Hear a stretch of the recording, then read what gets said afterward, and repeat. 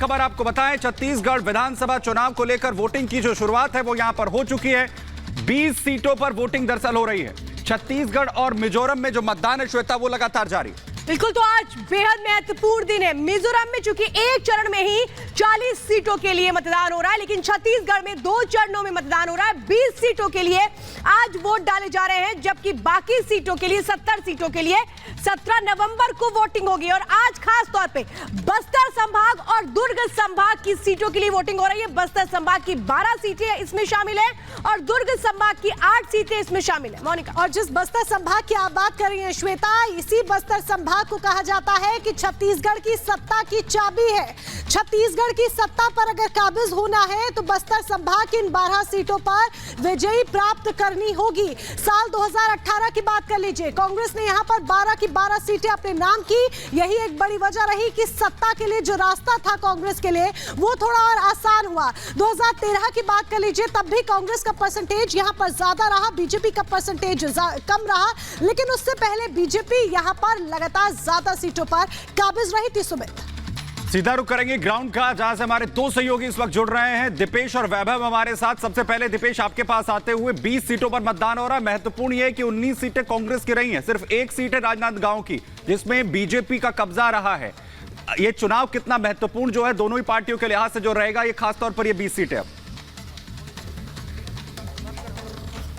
बिल्कुल, देखिए सुमित, आपने बहुत अच्छी बात कही और इस लिहाज से ये चुनाव जो है वो बेहद महत्वपूर्ण हो जाता है, क्योंकि यहाँ पर कई महत्वपूर्ण मुद्दे हैं। चाहे फिर वो धर्मांतरण का विषय रहा हो, चाहे किसानों की धान खरीदी का मसला रहा हो, चाहे यहाँ के शिक्षित बेरोजगारों को नौकरी की कहीं ना कहीं एक चुनौती रही हो, वो तमाम विषय जो हैं वो इस बार इस चुनाव में बहुत ज़्यादा महत्वपूर्ण नजर आ रहे हैं। और यही कारण है कि अभी तक का जो गणित है वो इस बात की तरफ इशारा कर रहा है कि बस्तर के संभाग की जो 12 सीटें हैं और दुर्ग की जो 8 सीटें हैं, यानी पहले चरण की ये जो 20 सीटें हैं उसमें कांटे की टक्कर देखने को मिल रही है। चाहे भारतीय जनता पार्टी का जिक्र कर लीजिए या फिर कांग्रेस का जिक्र कर लीजिए, यहां पर जो साख है वो कांग्रेस के मंत्रियों के साथ साथ एक सांसद की भी लगी हुई है, प्रदेशाध्यक्ष की भी लगी हुई है, जिनकी विधानसभा क्षेत्र में हम मौजूद हैं। साथ ही साथ बीजेपी के पूर्व जो मंत्री हैं उनकी साख भी यहां पर दांव पर लगी हुई है। और यही कारण है कि जो मुकाबला है वो कांटे का है। इस वक्त सुमित, हम चित्रकूट विधानसभा क्षेत्र में मौजूद हैं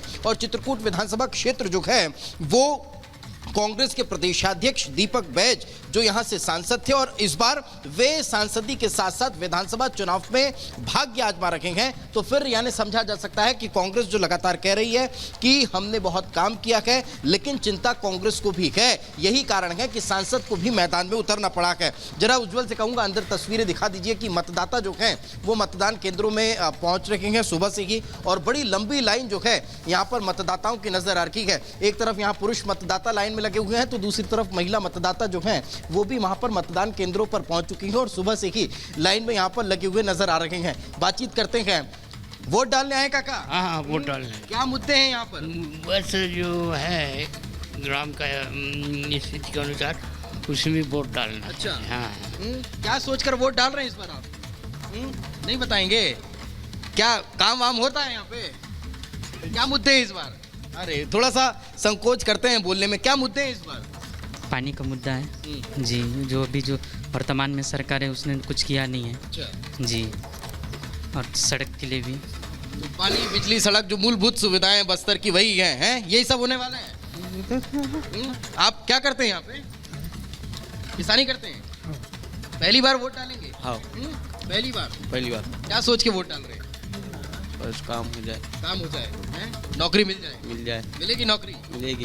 दीपेश, आप लगातार बने हुए वहां पर और वैभव भी हमारे साथ लगातार बने हुए। आप बस्तर संभाग में हैं और वैभव दुर्ग संभाग में राजनांदगांव सीट पर है। मैं समझना चाहती हूँ वैभव, जिस तरह से वोटिंग चल रही है किस तरह से वहां माहौल नजर आता है? ठीक है, जो जनता है उसके मुद्दे अलग हैं और बहुत सारी उम्मीदें भी हैं, लेकिन आज जो सुबह की तस्वीर है वो क्या कहती है?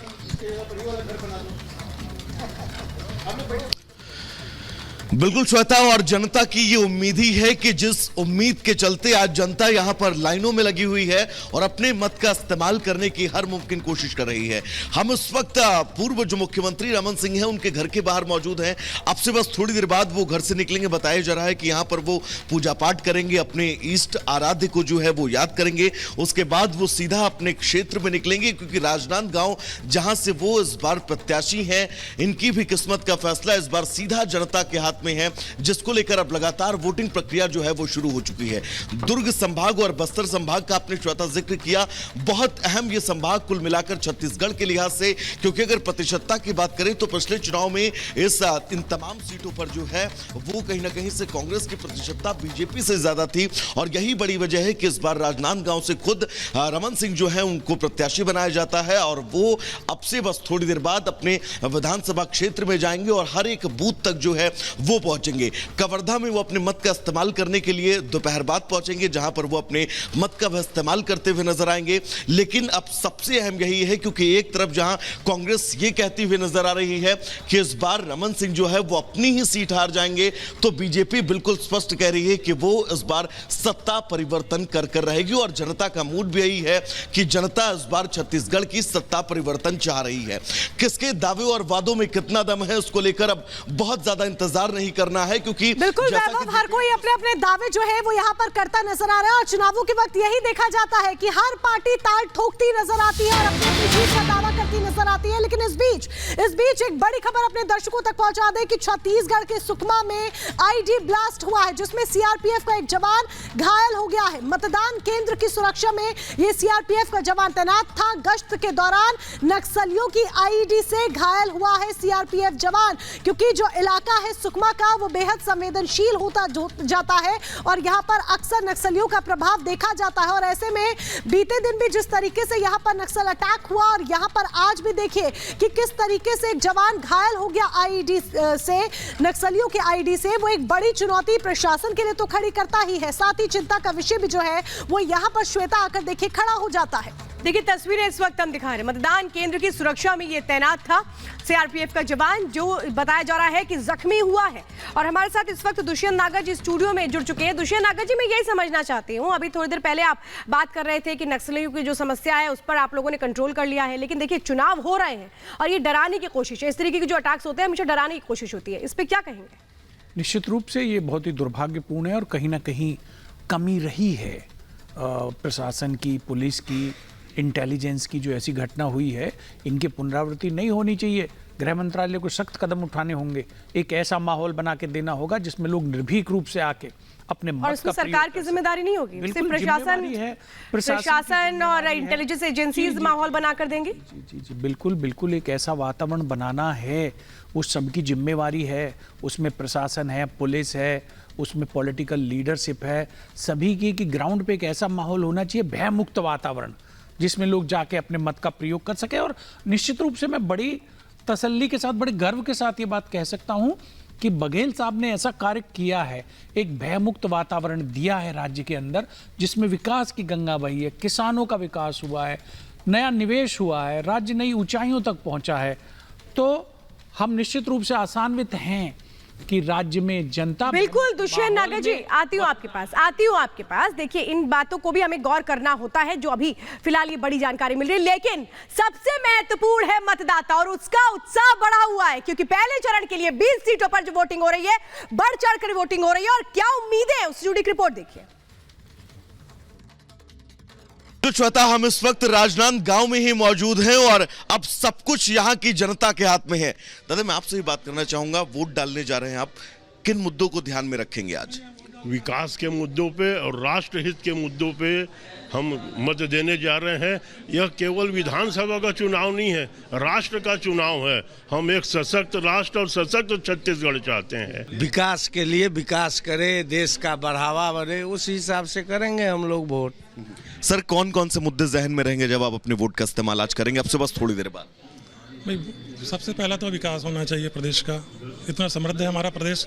उसके बाद आज स्थिति आप तो देख ही रहे हैं क्या है, पिछले 5 सालों में कुछ सुधरी है, और इसी विकास के नाम पे वोट करेंगे सर। सर, कौन कौन से मुद्दे आज रहने वाले हैं? खास करके आर्थिक और सामाजिक विकास होना चाहिए। आर्थिक और सामाजिक विकास की बात की गई है, कौन कौन से मुद्दे ध्यान में रखकर आज आप अपने वोट का इस्तेमाल करेंगे? राजनांदगांव में जो एक बहुत बड़ा बेरोजगारी का एक वो चल रहा है, तो एक कोई बड़ा औद्योगिक आय जो लोग बेरोजगार हैं। सर, आपने अपने मत का इस्तेमाल किया है, किन किन मुद्दों को ध्यान में रखा है? हमारा शहर स्वच्छ साफ सुथरा बढ़िया तरक्की करे और राजनांदगांव में सुख शांति रहे, बस यही सुख शांति के लिए। कुछ महिलाएं भी यहाँ पर आपको लाइन में नजर आ रही हैं, उनसे भी हम समझेंगे। मैम, मत का अपने आप इस्तेमाल करने जा रही हैं, कौन कौन से मुद्दे, महिला सुरक्षा को लेकर, स्वास्थ्य व्यवस्था, क्या कुछ स्थितियां आप चाहती हैं?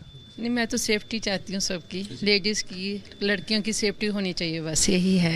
एक ट्रैफिक बहुत ज़्यादा चलता, वो सही होना चाहिए बस। मैम, आप कौन कौन से मुद्दों को लेकर वोट करेंगे?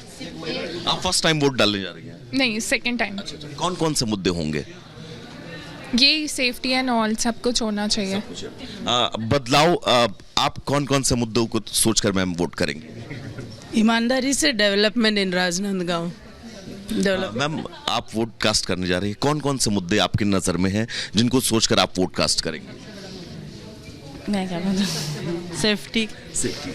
तो ये आप कौन कौन से मुद्दों को लेकर वोट करेंगे? Development of Rajnandgaon, safety of विकास के मुद्दे पर। मैम, आप किन किन मुद्दों को लेकर, महिला सुरक्षा को लेकर, या क्या क्या चाहती हैं बदलाव? अपन मर्जी भैया, कोई भी।